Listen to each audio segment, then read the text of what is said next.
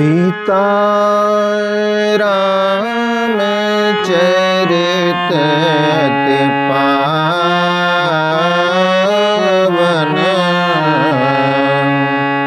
मधुर सरस रोवते मन भावन।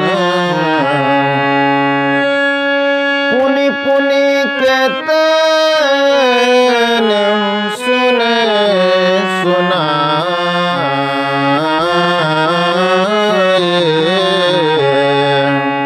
हिय की प्यास बुझत न बुझाए। भरत प्रिय रामचंद्र की उमापति महादेव की जय, पवन सुत हनुमान की जय। परम आदरणीय श्रोतागण, सादर नमन। आशा करता हूँ आप स्वस्थ एवं प्रसन्न मुद्रा में होंगे। आज आपके समक्ष प्रस्तुत है राधे श्याम रामायण का अगला प्रसंग। पूर्व के प्रसंग में हमने देखा कि केवट प्रभु श्री राम से उनके पैर धोने की जिद कर रहा है। उसे यह संशय है कि प्रभु श्री राम का यह वही पैर है जिससे एक शिला इसके स्पर्श होने मात्र से नारी के रूप में परिणित हो गई थी। उसे इस बात का भय है कि जैसे ही प्रभु श्री राम हमारी नौका में पैर रखेंगे, हमारी ये तरणी है, तरणी यानी नौका, घरनी हो जाएगी। मेरे पास दो घरनी हो जाएंगी, दो पत्नियां हो जाएंगी। कैसे मैं भार वहन करूंगा?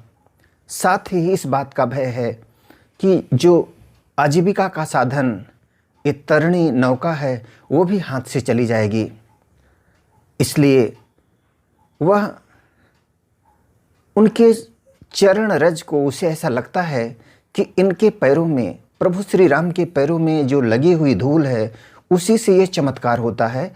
यदि उसने नौका पर बिठाने से पहले इनकी चरण रज को धुल दिया तो हो सकता है कि वह खतरा उसके जीवन काल में न आए।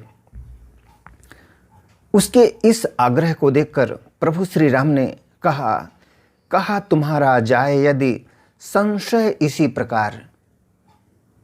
हे मल्लाह जी, यदि आपका संशय इसी प्रकार से जाता है, मेरे पैर धोने से ही जाता है, तो हम भी तैयार हैं, लो यह चरण पखार।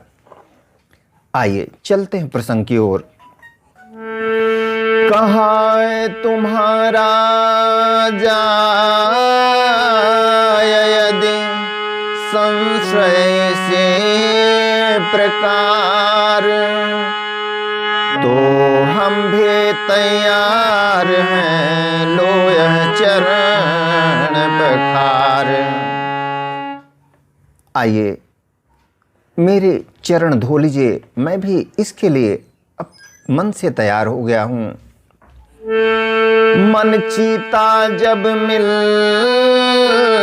गया माझे को वरदान, पग धोने का तब किया पल भर में सामान।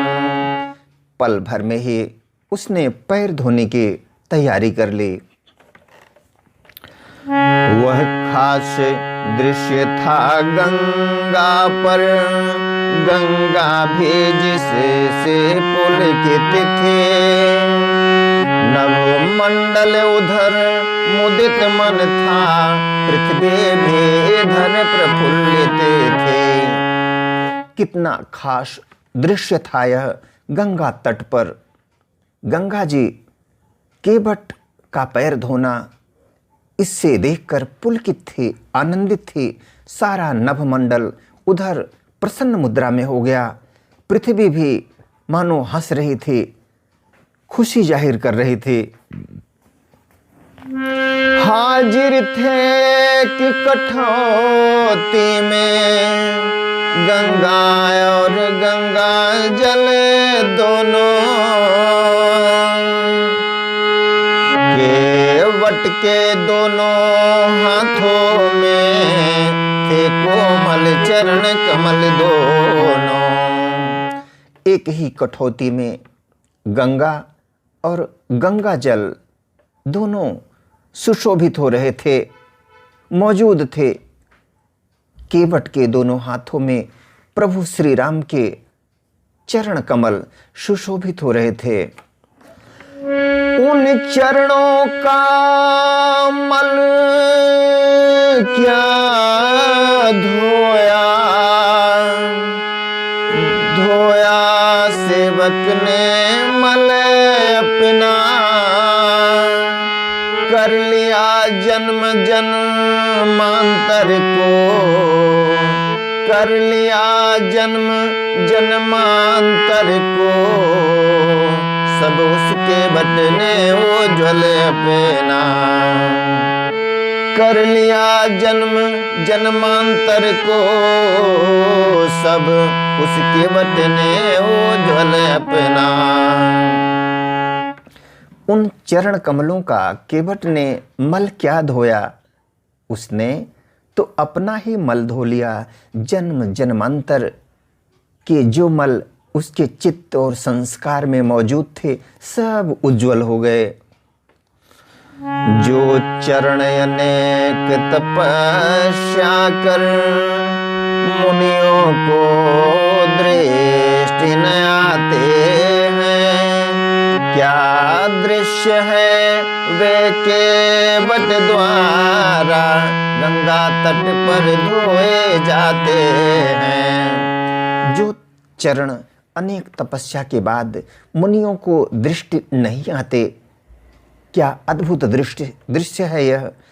केवट द्वारा गंगा तट पर वही चरण कमल धोए जा रहे हैं। जिसके भीतर भरा है गुप्त शक्ति भंडार, उसके वट के भाग्य का, उसके वट के भाग्य का किसने पाया पार। जिसके भीतर भरा है गुप्त शक्ति भंडार, ऐसे केवट के भाग्य का कौन पार पा सकता है। तेरे लिए परिवार के सारे नातेदार, चरणोदक से कर लिया उनका भी उद्धार। उसने सारे रिश्तेदारों नातेदारों को भी बुला लिया और प्रभु श्री राम के चरणोदक थे, उनसे सबका उद्धार कर दिया। राघव थे खड़े कठौती में, वह एक पग धोता था। राघव थे खड़े कठौती में, वह एक पग धोता था। किसी का कुछ ध्यान नहीं उसको, अतिकाल कार्य में होता था। प्रभु श्री राम कठौती में खड़े थे। कैसे खड़े थे? एक पैर पे खड़े थे और उसने एक पैर को धोना प्रारंभ किया था। राघव थे खड़े कठौती में, वह एक एक पग धोता था। इसका कुछ ध्यान नहीं उसको, इस बात का ध्यान नहीं था कि उसके पैर धोने में बहुत विलंब हो रहा था। राघव बोले शीघ्रता करो, वह बोला छोड़ो कैसे मैं। राघव बोले शीघ्रता करो, वह बोला छोड़ो कैसे मैं। संशय जब तक धुल जाए नहीं, संशय जब तक धुल जाए नहीं, धूंगा जी भर भर के मैं। प्रभु श्री राम ने कहा शीघ्रता करो, तब उसने कहा कि मेरे संशय जब तक धुल नहीं जाते तब तक मैं जी भर भर के धोता रहूंगा। अधिकार इस समय मेरा है, मैं उसे न खोऊंगा राजा। अब यह मुझ पर ही निर्भर है, कब तक पग धोऊंगा राजा। आपने मुझे अधिकार दिया है राजा जी, अब ये इस का निर्णय मेरे हाथ में है कि मैं कब तक पैर धोऊं, इसलिए इंतजार करें आप। संपूर्ण धूल जब धो दूंगा, मन का संदेह मिटा लूंगा, तब स्वयं छोड़ दूंगा इनको, प्रभु को भी पार लगा दूंगा। जब पूरा पैर धुल जाएगा, मेरे मन का संदेह मिट जाएगा, तभी मैं छोड़ूंगा प्रभु, और तभी मैं आपको पार भी लगाऊंगा, तभी अपनी नौका आपके समक्ष प्रस्तुत करूंगा, आपको गंगा मैया से एक इस पार से उस पार ले जाने के लिए। प्रभु बोले समझो जरा, समय हो रहा नष्ट, एक पांव हम खड़े हैं, इसका भी है कष्ट।